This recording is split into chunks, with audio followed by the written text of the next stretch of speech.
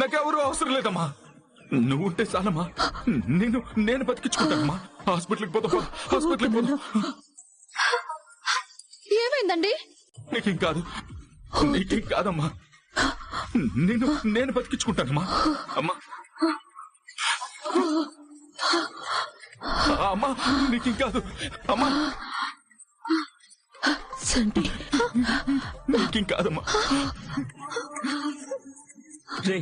Car తీసుకుని ఊరి పొలిమేర దగ్గరకు వచ్చేయండి. అలా మాట్లాడగా చంటి నువ్వేం భయపడకు.